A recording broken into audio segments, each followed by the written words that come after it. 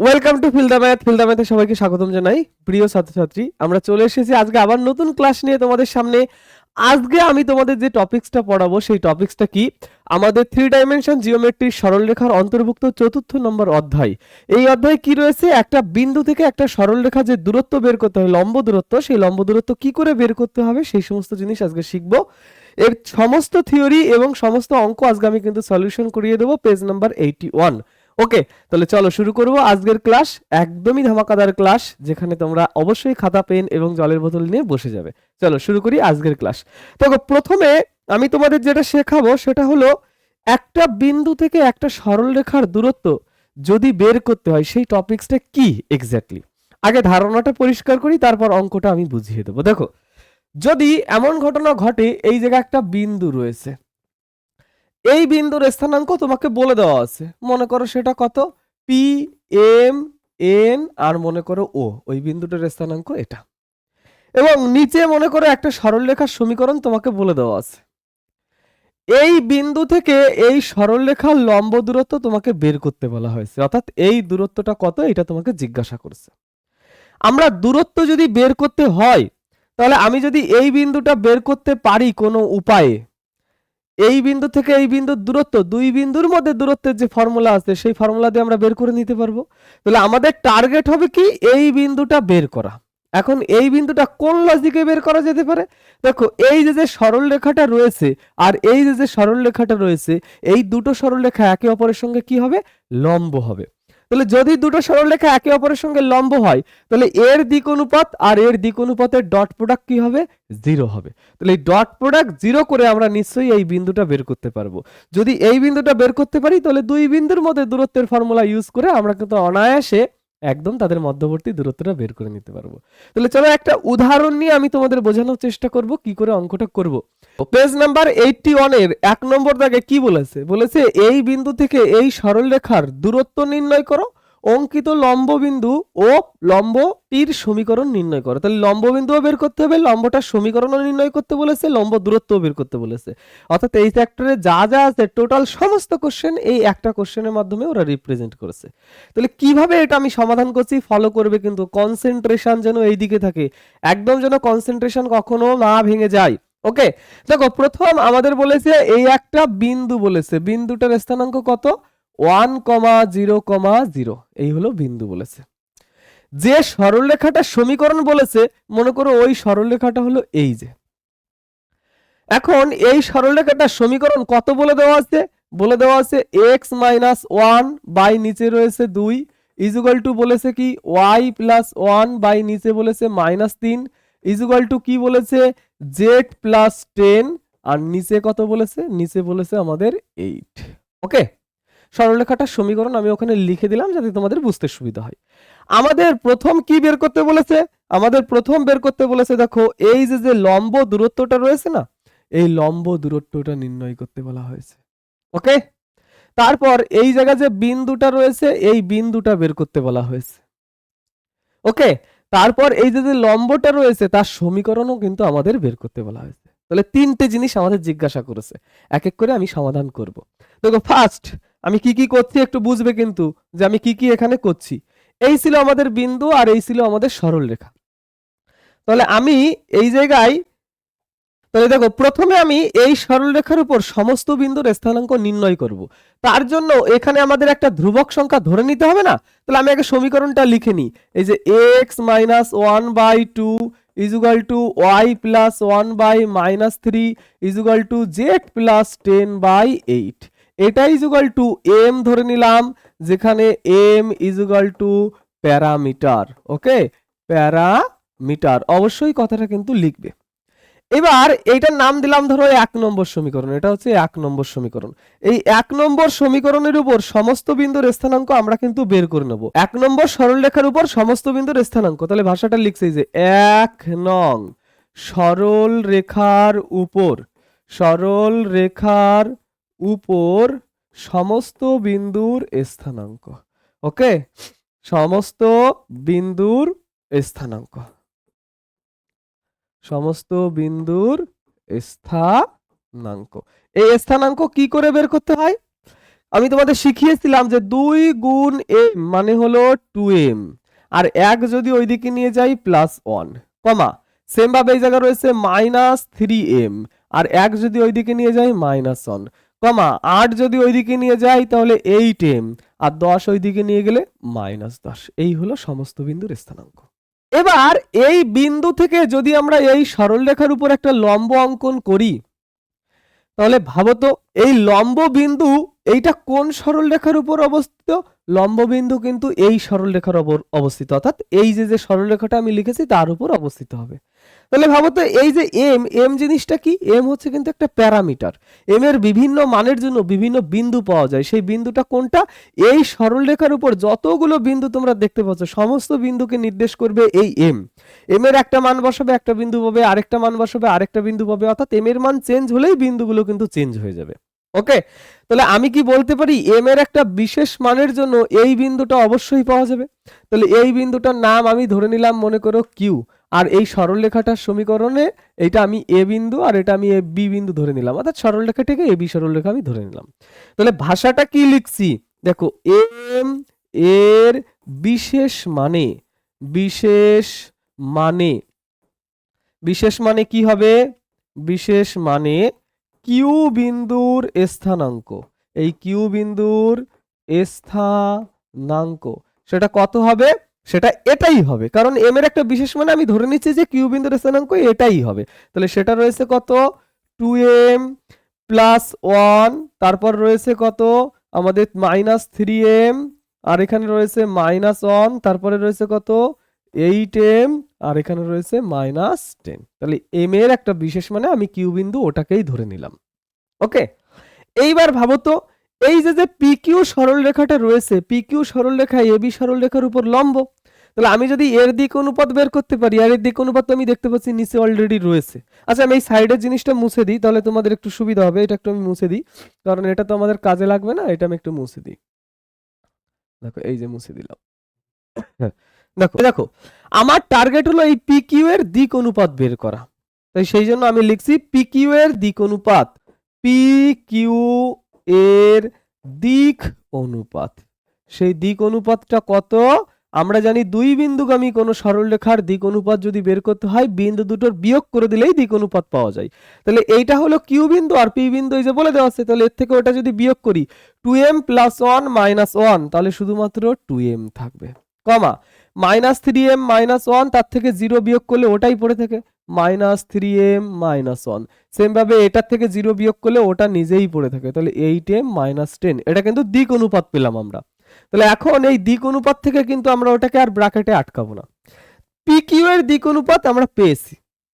A B যে সরলরেখাটা আমি ধরেছি তার দিক অনুপাত এই যে নিচে রয়েছে, আমি কি দেখতে পাচ্ছি এ বি এর সরলরেখার দিক অনুপাত কোথায় রয়েছে? এই যে নিচে রয়েছে।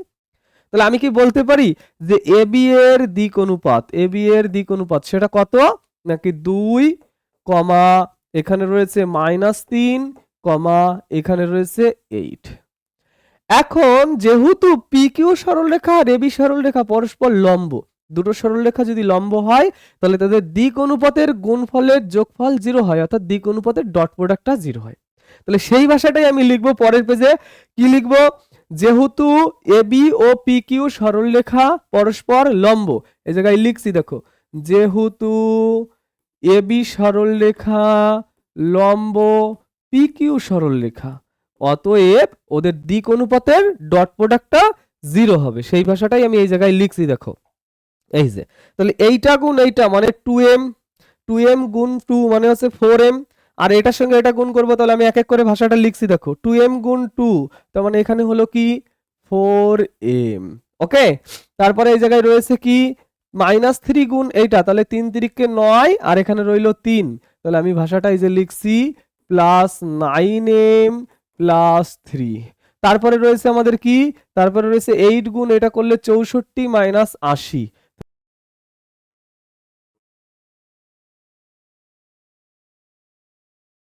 দেখো তাহলে আমরা দিক অনুপাতের গুণফলের যোগফল = 0 লিখে দিয়েছি। তাহলে এখন যদি আমি এখন যোগ বিয়োগ করি, 64 আর 4 68, 68 আর 9 কত হয় আমাদের 77, 77m, আর 80 থেকে 3 চলে গেলে থাকে -77 = 0 হলো। তাহলে সেখান থেকে আগে আমি বলতে পারি যে 77 m ইজ ইকুয়াল টু 77, তাহলে m ইজ ইকুয়াল টু কত পেলাম 1 পেলাম, m এর মান কত পেয়েছি 1। এখন এই m এর মানটা যদি আমি এই জায়গায় বসিয়ে দিই, m এর মানটা দেখো তো যদি আমি এই জায়গায় বসিয়ে দিই, এই যে আমি তো ধরেছিলাম যে m এর বিশেষ মানে কিউ বিন্দুর অবস্থান হলো এইটা, তাহলে m এর মানটা যদি এই জায়গা বসিয়ে দিই কিউ বিন্দুটা পেয়ে যাব, আর কিউ বিন্দু পেয়ে গেলেই আমি ওদের মধ্যবর্তী দূরত্ব পেয়ে যাব, বুঝা গেছে? তাহলে সেই জন্য আমি কিউ বিন্দুর স্থানাঙ্কটা লিখবো, তার জন্য এইটা আমি পরের পেজে আগে লিখে নিচ্ছি। দেখো এই জায়গায় রয়েছে 2m + 1, তাহলে এই জায়গায় লিখছি কিউ বিন্দুর স্থানাঙ্ক, কিউ বিন্দুর স্থানাঙ্ক সেটা কি 2m + 1 - 3m - 1 রইল 8m - 10। ওকে, তাহলে m এর মান যদি এখন আমি বসিয়ে দিই 1, কি পাবো দেখো, m এর মান 1 বসালে 2 অক্ষে 2 আর 1 3 হয়, এখানে m এর মান 1 বসালে এখানে -4 হয়, m এর মান 1 বসালে এখানে -2 হয়। এইটা হলো আমাদের কিউ বিন্দুর স্থানাঙ্ক। তাহলে এটা যদি কিউ বিন্দুর স্থানাঙ্ক হয়, পি বিন্দুর স্থানাঙ্ক কত বলেছিল 100, কোথায় বলেছিল এই যে এই দেখো, এখন বলেছে এই পি কিউ এর দূরত্ব বের করো, তাহলে পি কিউ এর দূরত্ব যদি আমাকে বের করতে হয়, পি থেকে কিউ বিন্দুর দূরত্ব √(x2 - x1 তার হোল স্কয়ার, y2 - y1 তার হোল স্কয়ার, z2 - z1 তার হোল স্কয়ার, এই ফর্মুলায় বসিয়ে দিলেই হয়ে যাবে। তাহলে সেই জন্যই আমি এখানে লিখছি যে লম্ব দূরত্ব মানেই কিন্তু পি কিউ, বোঝা গেছে? তাহলে এই জায়গায় লিখছি P Q is equal to √(, এইটা 3 আর পি বিন্দুর x এর স্থানাঙ্ক ছিল 100, এই জায়গা একবার লিখে নি, এই যে পি বিন্দুর স্থানাঙ্ক ছিল 1,0,0, এখান থেকে এইভাবে এঁকেছিলাম, আর এটা পেলাম কত 3, -4, -2।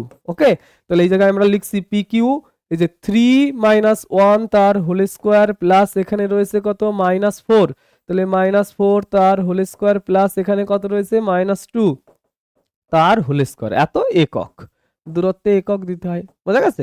তাহলে এই জায়গায় আমরা লিখতে পারি √(3 - 1 মানে 2, 2 এর স্কয়ার মানে 4, প্লাস এখানে কত রইল 4 এর স্কয়ার মানে 16, প্লাস এখানে 2 এর স্কয়ার মানে 4, তাহলে আমি বলতে পারি 16 আর 4 20, 20 আর 4 কত হয় 24, তাহলে 24 এর রুট যদি আমরা করি 24 এর রুট হয় কিন্তু 2√6 একক।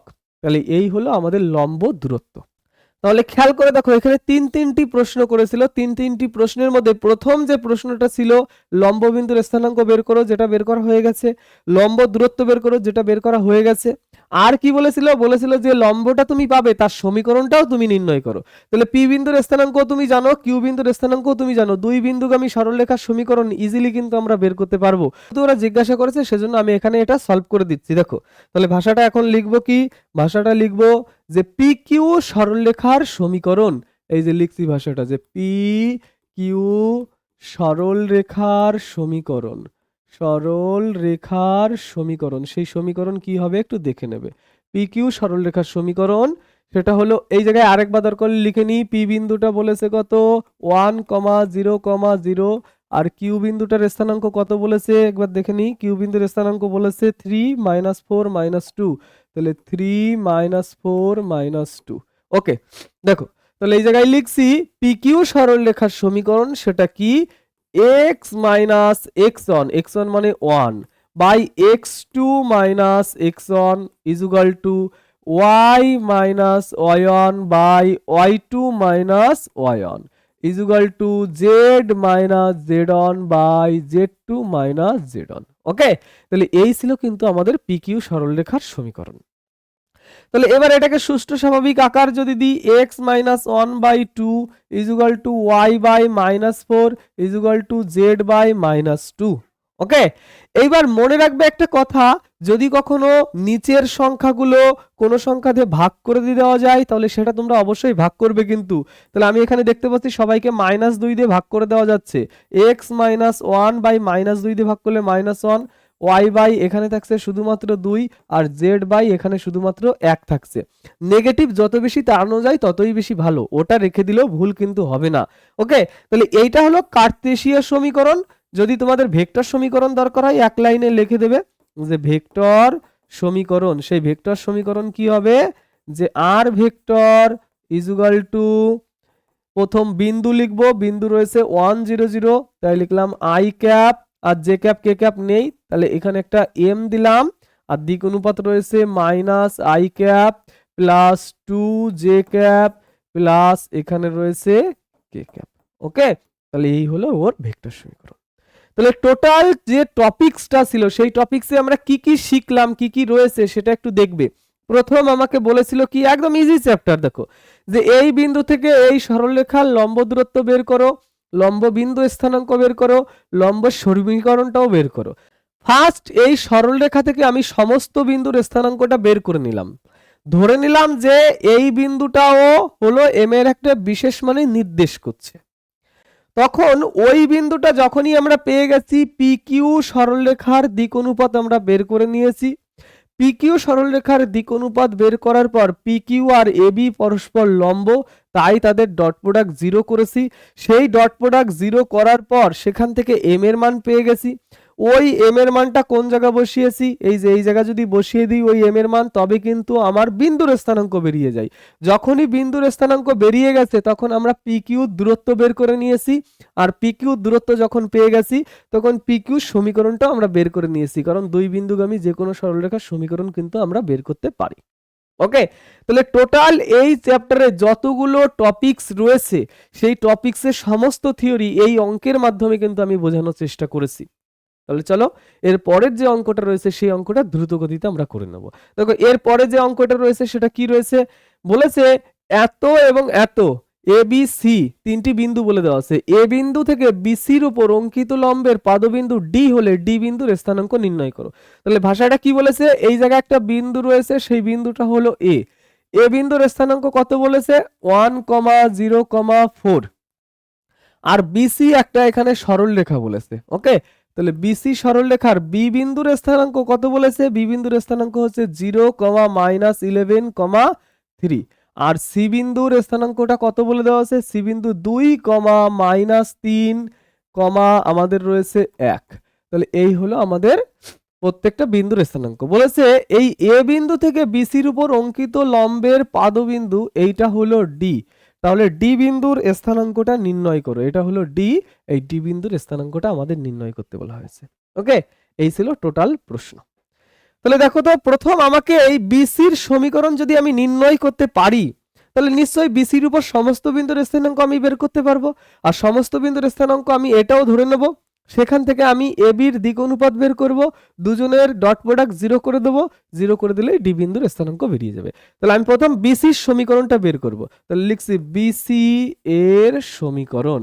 তাহলে বিসি এর সমীকরণটা কত হবে বলো, আমরা জানি দুই বিন্দুগামী কোন সরলরেখার সমীকরণ কি হয়, x minus x1 by x2 minus x1, okay, is equal to y minus, by নিচে রয়েছে আমাদের কত, নিচে রয়েছে y2 মানে হচ্ছে -3, y2 minus y1, minus minus এখানেও প্লাস হয়ে গেল, is equal to z minus z1 by নিচে রয়েছে কি z2 মাইনাস z1। ওকে, তাহলে এখন এটাকে একটু সুষ্ঠু স্বাভাবিক আকার দিয়ে নিই, x/2 is equal to y plus 11 by এখানে রয়েছে 8 is equal to z minus 3 by এখানে -2।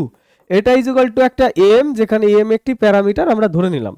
তাহলে এটাকে ধরো 1 নম্বর নাম দিলাম, বা এটার নাম তো অলরেডি আমরা জানি বিসি। তাহলে ভাষাটা লিখছি যে বিসি এর উপর সমস্ত বিন্দুর স্থানাঙ্ক, সমস্ত বিন্দুর স্থানাঙ্ক, সেই স্থানাঙ্কটা কত বলো, স্থানাঙ্কটা হলো এই যে 2 দিয়ে যদি m কে গুণ করি 2m, এখানে কোনো সংখ্যা নেই তাহলে শুধুমাত্র 2m, 8 দিয়ে যদি m কে গুণ করি 8m, আর 11 যদি ওইদিকে নিয়ে যাই -11, সেম ভাবে 2 দিয়ে যদি এটাকে গুণ করি -2m, আর এই জায়গা 3 যদি এইদিকে নিয়ে আসি +3। এই হলো সমস্ত বিন্দুর স্থানাঙ্ক। এরপর কি ভাষা বলেছিলাম, আমি বলেছিলাম এরপর তোমরা কি করবে, যে ধরি এম এর বিশেষ মানে ডি বিন্দুর স্থানাঙ্ক হলো ওটা। তাহলে সেই ভাষাটাই লিখছি যে ধরি এম এর বিশেষ মানে ডি বিন্দু ইজ ইকুয়াল টু ওইটাই যেটা রয়েছে সেটাই, 2m, 8m, -11, এখানে রয়েছে -2m + 3। এই হলো আমাদের ডি বিন্দুর স্থানাঙ্ক। এখন ডি বিন্দুর স্থানাঙ্ক যখন আমরা পেয়ে গেছি, তাহলে এডি এর দিক অনুপাত নিশ্চয়ই আমরা বের করতে পারবো। তাহলে সেটা আমরা এই পেজেই লিখে নিই, যে এই জায়গায় লিখছি যে অতএব এডি এর দিক অনুপাত, সেই দিক অনুপাত কত রয়েছে দেখো, দিক অনুপাত, দিক অনুপাত কত রয়েছে এডি এর, ডি মাইনাস এ, ডি রয়েছে এটা, তার থেকে এ বিয়োগ করব, তাহলে 2m - 1, 8m - 11 থেকে 0 বিয়োগ করলে 8m - 11 থাকে। সেম ভাবে এই জায়গা রয়েছে -2m + 3 থেকে যদি 4 বিয়োগ করি, তাহলে সেটা পড়ে থেকে -2m - 1। এটাই হয়ে গেল কিন্তু আমাদের দিক অনুপাত। ওকে, তাহলে এই যে আমরা দিক অনুপাত বের করে নিলাম। আর বিসি সরলরেখার দিক অনুপাত কোনটা, এই যে নিচে যেগুলো রয়েছে ওটাই তো দিক অনুপাত। তাহলে বিসি সরলরেখার দিক অনুপাত কিন্তু আমরা জানি। তাহলে পরের পেজে আমি লিখছি যে বিসি সরলরেখার দিক অনুপাত, এই জায়গায় লিখছে যে বিসি সরলরেখার দিক অনুপাত, সরলরেখার দিক অনুপাত, সেই দিক অনুপাতটা কত, দিক অনুপাতটা ইকুয়াল টু কত রয়েছে একটু দেখে নিই। দিক অনুপাত রয়েছে 2, 8 - 2, এটাকে কিন্তু 2 দিয়ে ভাগ করে দেওয়া যাচ্ছে। 2 দিয়ে যদি ভাগ করি 1, 4 - 1 হবে, সেটাই আমি লিখবো কিন্তু একবারে। তাহলে 1, 4 - 1। তাহলে আমি এই জায়গায় এডি সরলরেখার দিক অনুপাত বের করেছি, বিসি সরলরেখার দিক অনুপাত বের করেছি। দুজন কিন্তু লম্ব রয়েছে, তাহলে এদের ডট প্রোডাক্ট কি হয়ে যাবে, 0। সেই ভাষাটাই কিন্তু আমি পরের পেজে লিখছি, এই যে লিখছি সেই ভাষাটাই দেখো, যে যেহেতু এডি লম্ব বিসি, অতএব, অতএব কি লিখতে পারি, এইটা আর আগেরটার গুণফল আমরা 0 করতে পারি। আগেরটা এই পেজে একটু লিখে নিই, তাহলে বুঝতে সুবিধা হবে। 2m - দেখো, তাহলে এদের দিক অনুপাতের গুণফলের যোগফল যদি আমরা করি, তাহলে 2m - 1, তার থেকে যদি এটা গুণ করি তাহলে 2m - 1ই হয়। তারপর যদি আমি 8m - 11 এর সঙ্গে 4 গুণ করি, তাহলে 4 × 8 = 32m, আর তার সঙ্গে 11 যদি গুণ করি -44। তারপরে সেম ভাবে এটার সঙ্গে এটা যদি গুণ করি +2m হবে, আর এটার সঙ্গে যদি এটা গুণ করি +1 হবে, = 0। তাহলে এই হলো ওদের দিক অনুপাতের গুণফলের যোগফল, বা যেটাকে ডট প্রোডাক্ট বলা হচ্ছে। ডট প্রোডাক্ট 0 হয়ে যাবে, যেহেতু ওরা পরস্পর লম্ব। তাহলে এখন এটাকে হিসাব করব। তাহলে আমি দেখতে পাচ্ছি 2 আর 2 4, 4 আর 32 হলো 36m। ওকে, তাহলে এই +1 -1 কেটে গেল, তাহলে এই দিকে পড়ে রইলো আমার শুধুমাত্র 44, 44 এই দিকে নিয়ে গেলাম। তাহলে m = 44/36। ওকে, তাহলে m এর মান পার এই জায়গা উপরে এবং নিচে আমি 4 দ্বারা ভাগ করে দিলাম। 4 দ্বারা ভাগ করলে m = কত পেলাম, 4 দিয়ে ভাগ করলে উপরে হয় 11, নিচে হয় 9। তাহলে এটাই কিন্তু m এর মান। এখন এই m এর মানটা বসিয়ে দেব কোন জায়গায়, আমাদের যে ডি বিন্দুর স্থানাঙ্ক ধরেছিলাম সেই জায়গায় কিন্তু আমরা বসিয়ে দেব। ডি বিন্দুর স্থানাঙ্ক কোনটা ধরেছিলাম, এই যে 2m, 8m - 11 আর -2m + 3। তাহলে এই যে কথাটা রয়েছে এটা আমি একটু নেক্সট পেজে লিখে নিই, তাহলে আমার দেখে দেখে বলতে সুবিধা হবে। তাহলে আমি একটু লিখে নিচ্ছি পরের পেজে এটা দেখো। তাহলে এই জায়গায় আমরা ভাষাটা এখন লিখছি যে অতএব ডি বিন্দুর স্থানাঙ্ক, ডি বিন্দুর স্থানাঙ্ক, এই ডি বিন্দুর স্থানাঙ্কটা কত হবে, এম এর মানটা ওই জায়গা বসিয়ে দিলেই হয়ে যাবে। এম এর মানটা ওই জায়গা বসানো মানে সে আসলে সেই ডি বিন্দুর স্থানাঙ্কটা আমি এই পেজে লিখে নিয়েছি। ওকে, তাহলে এই জায়গা যদি বসিয়ে দিই, তাহলে 2 × 11/9, কমা, তারপরে রয়েছে 8 × 11/9 মাইনাস রয়েছে 11, তারপরে রয়েছে সাইডে আর কত, -2 × 11/9, সাইডে রয়েছে +3। এই হলো আমাদের ডি বিন্দুর স্থানাঙ্ক। তাহলে একটু হিসাব করি, 11 × 2 = 22/9 হলো এটা, আর এখানে দেখো 8 × 11 = 88 - 99, তাহলে হলো কত, -11/9, আর এটা কত হলো 3 নং 27, 11 × 2 = 22, 22 থেকে 27 যদি আমরা বাদ দিই তাহলে সেটা হয় 5/9। এইটাই কিন্তু আমাদের ডি বিন্দুর স্থানাঙ্ক। তাহলে আমি একটু দেখে নেব যে অ্যান্সারটা মিলেছে নাকি। আমাদের 22/9 আর -11/9 আর 5/9, ঠিক আছে। তাহলে এই হলো আমাদের ডি বিন্দুর স্থানাঙ্ক। তাহলে আমি প্রশ্নটা আরেকবার তোমাদের দেখাই। প্রশ্নটা কি ছিল, প্রশ্নটা ছিল এ বিন্দু, বি বিন্দু আর সি বিন্দুর স্থানাঙ্ক বলে দেওয়া আছে। এ বিন্দু থেকে বিসির উপর লম্ব বিন্দুটা হলো ডি, ওই ডি বিন্দুর স্থানাঙ্ক বের করতে বলা হয়েছিল। প্রথম আমি বিসি সরলরেখার সমীকরণটা বের করে নিলাম, সেখান থেকে সমস্ত বিন্দুর স্থানাঙ্কটা আমি ডি কে ধরে নিলাম যে এম এর বিশেষ মানে ও ডি কেও প্রকাশ করছে। তারপর আমি এই এডির দিক অনুপাত বের করলাম, বিসি এর দিক অনুপাত বের করলাম, তাদের ডট প্রোডাক্ট 0 করলাম, সেখান থেকে এম এর মান পেলাম। ওই এম এর মানটা এই যে এই বিন্দুর উপর বসিয়ে দিলাম, যখনই বিন্দুর উপর বসিয়ে দিলাম ওটাই তো আমাদের ডি বিন্দুর স্থানাঙ্ক হয়ে গেল। ক্লিয়ার? তাহলে এগিয়ে যাবো সামনের দিকে। এর পরে কোন অঙ্ক রয়েছে সেটা একটু দেখে নেব। বলেছে এত বিন্দু থেকে এত সরলরেখার উপর অঙ্কিত ও লম্বের দৈর্ঘ্য নির্ণয় করো। তাহলে বিন্দুটা কত বলেছে, এই জায়গায় একটা বিন্দু বলেছে, ধরো সেই বিন্দুটা হলো পি। বিন্দুটা বলেছে 5,4,-1। ওকে, আর এই বিন্দু থেকে এই জায়গায় একটা সরলরেখা রয়েছে, এই সরলরেখাটা আমি ধরে নিলাম এ বি সরলরেখা। ঠিক আছে, এই সরলরেখাটা হলো এ বি সরলরেখা। সেই এ বি সরলরেখার যে সমীকরণ সেটা বলে দেওয়া আছে। বলছে পি থেকে এ বি সরলরেখার উপর যদি একটা লম্ব অঙ্কন করি, মনে করো সেটা কিউ বিন্দু, তাহলে এই পি কিউ এর দৈর্ঘ্য নির্ণয় করো, পি কিউ এর দৈর্ঘ্য কত হবে। তাহলে একইভাবে আগের বার যেমন করে করেছিলাম এই জায়গাও সেম ভাবে করব। তাহলে প্রথম আমি লিখছি যে এ বি এর উপর সমস্ত বিন্দুর স্থানাঙ্ক, ভাষাটা ডাইরেক্ট লিখছি দেখো, এ বি এর উপর সমস্ত বিন্দুর স্থানাঙ্ক, সমস্ত বিন্দুর স্থানাঙ্ক।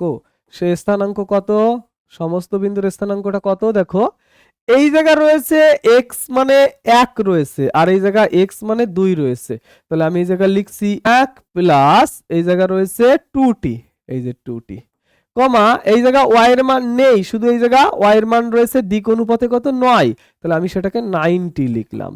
সেম ভাবে এই জায়গা z এর মান নেই, এই জায়গা z এর মান রয়েছে 5t, তাহলে এটাই হলো সমস্ত বিন্দুর স্থানাঙ্ক। দেখো কোন একটা সরলরেখার সমীকরণ লেখা মানে প্রথমে থাকে বিন্দু, শেষে থাকে দিক অনুপাত। তাহলে এই হলো বিন্দু আর এই হলো দিক অনুপাত। এই জায়গা বিন্দু নেই তাই আমি বিন্দু লিখিনি, শুধু দিক অনুপাত লিখে দিয়েছি। ওকে, তাহলে এটাই হলো সমস্ত বিন্দুর স্থানাঙ্ক। তাহলে আমি এই জায়গায় লিখে নিচ্ছি, ধরি টি এর বিশেষ মানে, বিশেষ মানে, সেই বিশেষ মানে কি, কিউ বিন্দু ইজুগাল টু ওটাই, ভাষাটা তোমাকে লিখতে হবে, করার কিছু নেই। এই যে 90, এখানে রইলো 5t। ওকে, তাহলে এখন আমাকে কি করতে হবে, আমাকে পি কিউ এর দিক অনুপাত বের করতে হবে। তাহলে আমি ভাষাটা লিখছি পি কিউ এর দিক অনুপাত। সেই দিক অনুপাতটা কত, দেখো পি কিউ এর দিক অনুপাত ইজুগাল টু, এটা থেকে পি বিন্দু বিয়োগ করব। তাহলে এটা থেকে পি বিন্দু বিয়োগ করা মানে 2t - 4, এটা থেকে ওটা বিয়োগ করা মানে 9t - 4, আর এটা থেকে ওটা বিয়োগ করা মানে কত হয়, এটা টি লিখেছি কিন্তু, ঠিক আছে, এটা থেকে ওটা বিয়োগ করলে হয় 5t, মাইনাসে মাইনাসে প্লাস হয়ে যায়। তাহলে এইটাই হলো আমাদের কার, পি কিউ এর দিক অনুপাত। তাহলে পি কিউ এর দিক অনুপাত যদি এটা হয়, আর এ বি এর দিক অনুপাত তো আমরা বলেই দিতে পারছি, এই যে দিক অনুপাত মানে সর্বদা প্যারামিটারের সঙ্গে যেটা থাকে সেটাই কিন্তু দিক অনুপাত, বুঝা গেছে। তাহলে আমি এই জায়গায় লিখছি এ বি এর দিক অনুপাত, সেটা কত, যে 2,9,5। ওকে, তাহলে এখন যেহেতু A B R P Q পরস্পর লম্ব, তাহলে সেই ভাষাটা লিখছি, যেহেতু এ বি লম্ব পি কিউ, তাহলে আমরা বলতে পারি অতএব ওদের দিক অনুপাতের গুণফলের যোগফল কি হবে, 0। তাহলে এটার সঙ্গে এটা গুণ করলে পারে 40, এটার সঙ্গে এটা গুণ করলে -8, তারপর এটার সঙ্গে এটা গুণ করলে 81t, আর এটার সঙ্গে এটা গুণ করলে -36, এটার সঙ্গে এটা গুণ করলে 25t, এটার সঙ্গে এটা গুণ করলে +25 ইজুগাল টু 0। এবার এটাকে একটু হিসাব করতে হবে, আর কিছুই না। তাহলে আমি যদি দেখি 40 আর এখানে 81, 85 হলো, 85 আর 25 যদি আমরা যোগ করি 90, 110 হলো, তাহলে 110টি। ওকে, তাহলে এই জায়গা পড়ে রয়েছে কত, 36, তার থেকে 5 চলে গেলে থাকে 31, আর এটা যদি আমরা যোগ করি তাহলে সেটা হয় 39 হলো।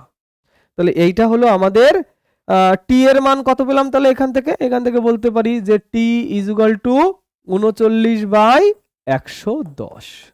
টি এর মান পেয়ে গেলাম 39/110।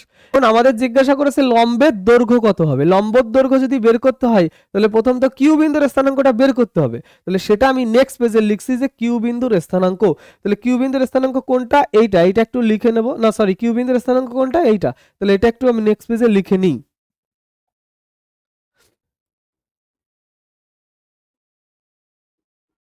কিউ বিন্দুর স্থানাঙ্ক ইজুয়াল টু কত রয়েছে আমাদের? রয়েছে কিউ বিন্দুর স্থানাঙ্কে কত রয়েছে দেখি, এই যে রয়েছে, কই সেটা, এই যে 1 + 2t 95t।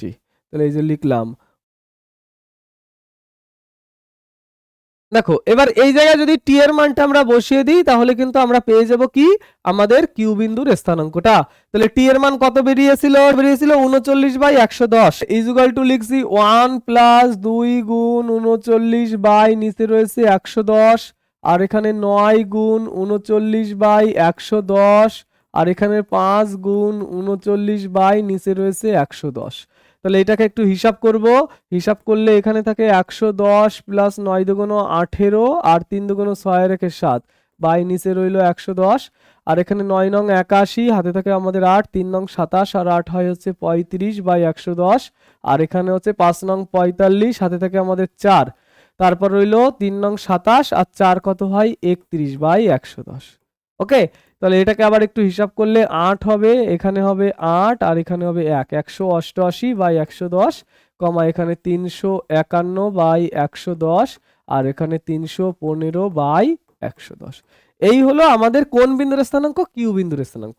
এবার দেখো বলেছে পি কিউ এর দূরত্ব বের করবে, এবার লম্ব দূরত্ব। তাহলে আমরা লিখছি P Q is equal to √অফ পি বিন্দুর স্থানাঙ্কটা আমি একটু লিখে নেব। পি বিন্দুর স্থানাঙ্ক কত বলেছিল? 5 4 - 1। তাহলে এই পেজে লিখে নিই পি বিন্দুর স্থানাঙ্ক কত বলেছে। পি বিন্দু হচ্ছে 5 4 - 1।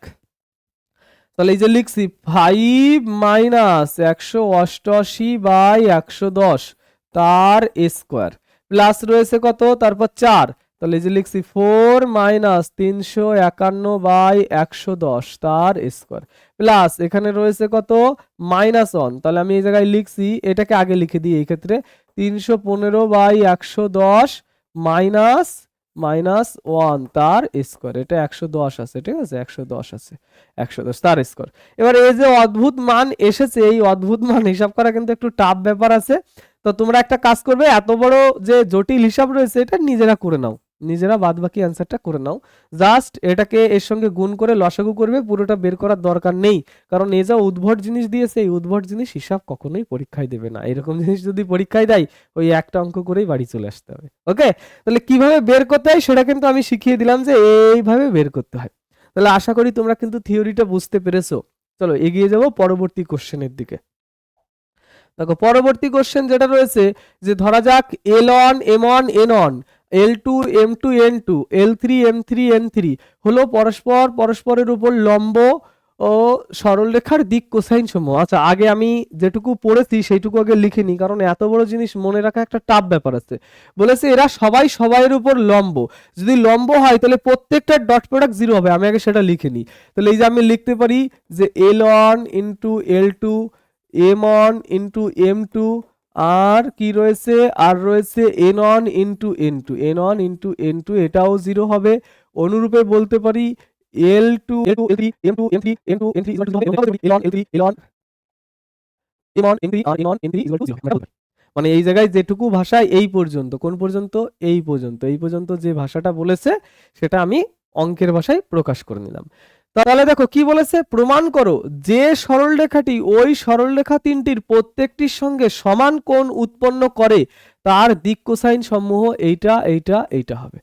তাহলে এমন একটা সরলরেখার দিক কোসাইন এটা হবে যেটা এই তিনটের সঙ্গেই সমান কোণ উৎপন্ন করবে। তাহলে আমি একটা কাজ করব, কি করব জানো, আমি এদের ডট প্রোডাক্ট করে দেখব। যেমন কোণ বের করার জন্য cos θ = a.b/mod a mod b করতে হয় না, সেরকম করে আমি কোণ বের করার চেষ্টা করছি। এখানে কি, প্রথম আমি এইটার সঙ্গে উপরের সরলরেখার কোণ বের করার চেষ্টা করছি। তাহলে এই জায়গায় লিখছি যে 1 নম্বর 2 নম্বর 3 নম্বর আর এটা হলো 4 নম্বর। তাহলে 1 ও 2 এর মধ্যবর্তী কোণ আমি আলফা ধরে অঙ্কটা করার চেষ্টা করছি, ঠিক আছে। তাহলে আমি ভাষাটা লিখছি যে ধরি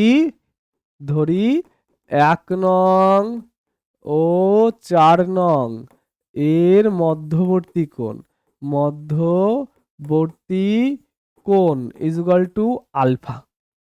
তাহলে আমরা কি জানি, cos alpha is equal to এইটা আর এইটা ডট বাই এইটা আর এইটার মড।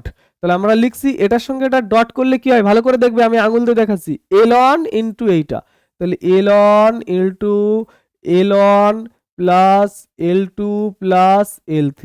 সেম ভাবে এম1 ইন্টু এইটা, তাহলে এই যে এম1 ইন্টু এম1 প্লাস এম2 প্লাস এম3। সেম ভাবে আমরা লিখবো এন1, এই যে এন1 ইন্টু এন1, এই জায়গায় রয়েছে এন1 প্লাস এন2 প্লাস এন3 বাই এদের মড লিখতে হবে। তাহলে একটা জিনিস গভীরভাবে ভাবো, প্রশ্নে বলে দেওয়া আছে এরা দিক কোসাইন। তোমরা মনে করে দেখো তো, তোমাদের আমি শিখিয়েছিলাম দিক কোসাইন যদি এল এম এন হয় তাহলে L square plus M square plus N square is equal to 1 হতে হবে, অর্থাৎ ওদের মডুলাস ভ্যালু কত হতে হবে, 1 হতে হবে। তাহলে এটার মড করলেও 1 হয় আর নিচেরটার মড করলেও 1 হয়। ওকে, তাহলে এইবার আমি এটা ভিতরে গুণ করার চেষ্টা করছি। তাহলে লিখছি cos alpha is equal to, এটাকে লিখতে পারি এল1 স্কোয়ার, এটাকে লিখতে পারি এল1 এল2, এটাকে লিখতে পারি এল1 এল3। সেম ভাবে এটাকে লিখতে পারি এম1 স্কোয়ার, এম1 এম2, আর এটাকে লিখতে পারি এম1 এম3। সেম ভাবে এটাকে লিখতে পারি এন1 স্কোয়ার, এন1 এন2, আর এটাকে এন1 এন3। ওকে, এবার এটাকে একটু সাজিয়ে লিখবো। কিভাবে সাজিয়ে লিখবো, এল1 এম1 আর এন1 স্কোয়ারটা আগে লিখছি। তাহলে এই যে এল1 square, M one square, N one square আগে সাজিয়ে লিখলাম, আর এইগুলোকে আলাদা করে সাজিয়ে লিখছি। কি করে সাজিয়ে লিখছি দেখো, এই যে এল1 এল2, ওকে, এইটাকে লিখছি এম1 এম2, আর ওটার থেকে লিখছি এন1 এন2। তাহলে বাকি রয়েছে কোনটা, এল1 এল3, সেটাকে আবার সাজিয়ে লিখছি এল1 এল3, তারপর রয়েছে এম1 এম3, তারপর রয়েছে কি এন1 এন3। তাহলে সবগুলো আমি সাজিয়ে লিখলাম, কিন্তু এন1 এটা এন3 বুঝা গেছে, এন3।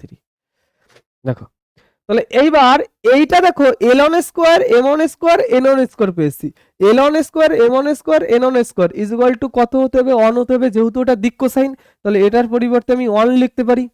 সেম ভাবে এইটা দেখো আমি অলরেডি বের করে রেখেছি 0, এবং এইটা দেখো আমি এই যে বের করে রেখেছি 0, তাহলে শুধুমাত্র পড়ে রইল কত, 1। তাহলে cos alpha is equal to যদি 1 হয় তাহলে আলফা ইজ ইকুয়াল টু বলতে পারি কত, 0 ডিগ্রি। তাহলে এই প্রথম সরলরেখা এর সঙ্গে 0 ডিগ্রি কোণ উৎপন্ন করেছে। যদি আমি দেখাতে পারি দ্বিতীয় সরলরেখাও এর সঙ্গে 0 ডিগ্রি কোণ উৎপন্ন করেছে, তৃতীয় সরলরেখাও এর সঙ্গে 0 ডিগ্রি কোণ উৎপন্ন করেছে, তবে কিন্তু আমি বলতে পারবো কি, যে এরা সবাই সমান কোণ উৎপন্ন করেছে। তাহলে তোমরা অলরেডি বুঝে গেছো, যখন আমি এইটা ধরে কাজটা করব না, এইটা ধরে যখন আমি কাজটা করবো, এই যে এইটা ধরে, তখন দেখবে সেম ভাবে এই জায়গায় একটা টপিকস পড়ে থাকবে আর এরকম বাদ বাকি সমস্ত টপিক 0 হয়ে যাবে। যখন আমি আবার এইটা ধরে কাজ করব, সেম ভাবে এই জায়গায় একটা টপিকস আর বাদ বাকি সব 0 হয়ে যাবে। তাহলে প্রত্যেকের সঙ্গে দেখবে 0 ডিগ্রি কোণ উৎপন্ন হচ্ছে। তাহলে এরপরে বাদ বাকি যেটুকু লিখতে হবে সেটুকু তোমরা হোমওয়ার্ক করে নাও।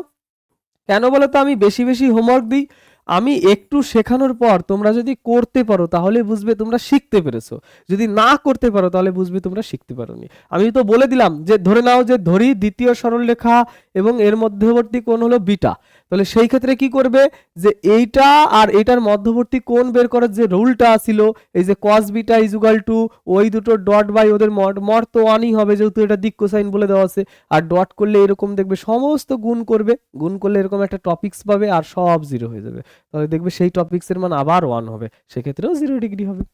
বোঝা গেছে? তাহলে এগিয়ে যাব সামনের দিকে, এর পরবর্তী কোন কোশ্চেন রয়েছে সেটা একটু দেখে নেব। এরপরে আমাদের কোশ্চেন বলেছে পি বিন্দু থেকে এই সরলরেখার উপর অঙ্কিত লম্বের পাদবিন্দু ও তার সমীকরণ নির্ণয় করো। তাহলে একই অঙ্ক আবার দিয়ে দিয়েছে এই জায়গায়, এই অঙ্ক করার কিন্তু আমার আর কোনো ইচ্ছা নেই, এটাও তোমাদের হোমওয়ার্ক দিয়ে দিচ্ছি। আবার দেখো পরের অঙ্ক কি বলেছে, বলেছে এত এত বিন্দু দুটি সংযোগ সরলরেখার সমীকরণ নির্ণয় করো। সি বিন্দু থেকে এ বির ওপর অঙ্কিত লম্ববিন্দু ডি হলে ডি বিন্দুর স্থানাঙ্ক নির্ণয় করো আর সিডির সমীকরণ নির্ণয় করো। তার মানে সেই একই কথা ঘুরিয়ে দিয়েছে, জাস্ট বুঝিয়ে দিচ্ছি। কি বলেছে, এ বি এর সমীকরণ নির্ণয় করো। তাহলে আমি এ বি এর সমীকরণ লিখছি, এ বি এর সমীকরণ, সমীকরণ কত হবে, এ বি এর সমীকরণ দেখো এক্স মাইনাস এক্স ওয়ান মানে হচ্ছে 0 by x2 minus x1 is equal to y minus y1 by y2 minus y1 minus y1 is equal to z minus z1 মানে হচ্ছে 9 বাই z2 মাইনাস z1 তাহলে 3 plus 9 তাহলে এই জায়গা রইল x by minus 3 is equal to y minus 6 by minus 12 is equal to z plus 9 by শুধুমাত্র 12। তাহলে দেখো সবাইকে -3 দিয়ে ভাগ করে দেওয়া যাচ্ছে, তাহলে x by 1 is equal to y minus 6 by এখানে রয়েছে 4 is equal to z minus 9 by এখানে রয়েছে কত -4। ওকে, তাহলে দেখো আমি এবি সরলরেখার সমীকরণ বের করলাম। তাহলে এবার চিত্রটা বুঝিয়ে দিই। এই হলো এবি সরলরেখা, আর এই জায়গায় একটা বিন্দু বলেছে, বিন্দুটা সি বলেছে। সি বিন্দুর স্থানাঙ্ক কত বলেছে? 7, 4, -1। এই জায়গা থেকে এর উপর লম্ব যদি টানো, সেই বিন্দুর স্থানাঙ্ক ডি বলেছে। সেই বিন্দুর স্থানাঙ্ক কত বলেছে? ডি। তাহলে আমাদের বলেছে এই ডি বিন্দুটার স্থানাঙ্ক নির্ণয় করো এবং সিডি এর সমীকরণ নির্ণয় করো। বোঝা গেছে? তাহলে এই জায়গায় বলেছে ডি বিন্দুর স্থানাঙ্ক ও সিডি লম্বের সমীকরণ নির্ণয় করো। তাহলে ডি বিন্দুর স্থানাঙ্ক বের করার জন্য তো আমি শিখিয়ে দিলাম কি করে ডি বিন্দুর স্থানাঙ্কটা বের করতে হয়।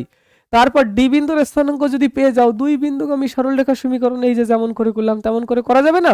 তাহলে এটুকুও তোমরা হোমওয়ার্ক করে নাও, কিন্তু হোমওয়ার্ক থাকছে এটা।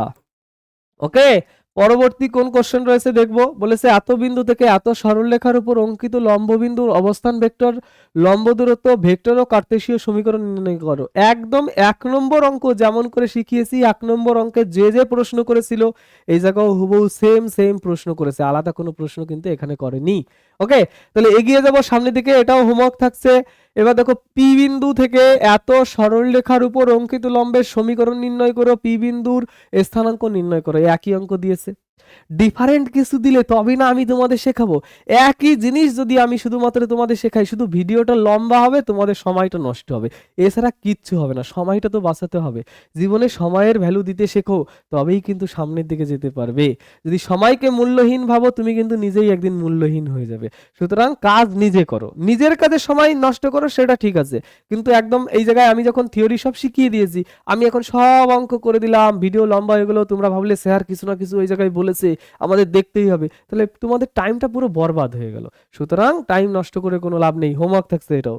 তারপর এগিয়ে গেলাম আমি, এত বিন্দু থেকে এত সরলরেখার উপর লম্ব বিন্দুর স্থানাঙ্ক নির্ণয় করো।